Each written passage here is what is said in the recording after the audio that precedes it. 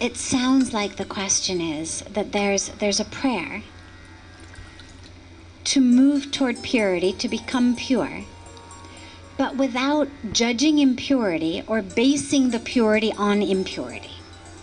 Is that right? Is that the question? Okay. According to the Indian spiritual tradition, there isn't the same sense of impurity or sin that we get in the Judeo-Christian-Western traditions. So we don't talk, for example, about salvation or damnation. Rather, we talk about liberation. And the difference is, it's not, I need to be saved, but rather I need to be free. But what that freedom is freedom of that which is blocking my purity from me. So it's not impure, and that's an important distinction. You're going to have to translate this. That it doesn't mean that there is something which is impure or bad or sinful. What it means is that there is something which is simply blocking the purity from her being able to experience that. So what blocks our purity from us? Our nature, the very core of who we are, the center of who we are, is purity and divinity. That which we think of as impurity or sin is really just ignorance. Ignorance of who we really are. There's a wonderful story, and what I want to do is I want to tell you the whole story and then let you tell her the story rather than do it in bits and pieces, because I think it'll be easier for you to tell it if you have the whole thing. So it's a wonderful story of a Buddhist temple in Thailand. And in this temple, they worshipped a big clay Buddha. And they had been worshiping this big clay Buddha for hundreds of years.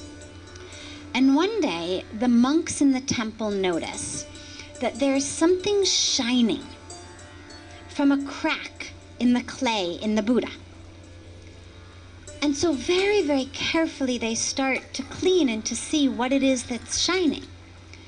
And they notice that the more they clean away, the more it shines. And so very, very slowly and very, very carefully, they start to see what's inside the clay.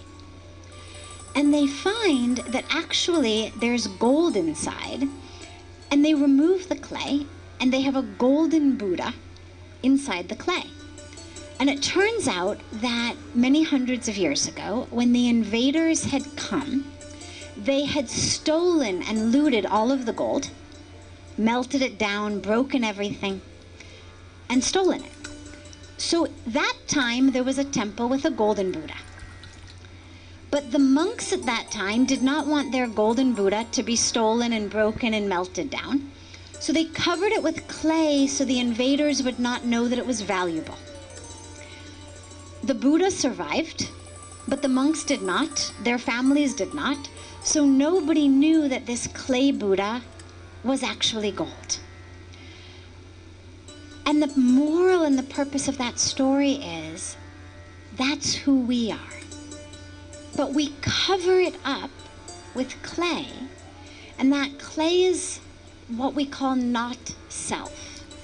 Our ego, our desires, our anger, our pain from the past, things other people have told us, our jealousy, our confusion, all of these things, bad experiences that we've had that have stayed with us, grudges we have about it, all of that becomes the clay on top of us.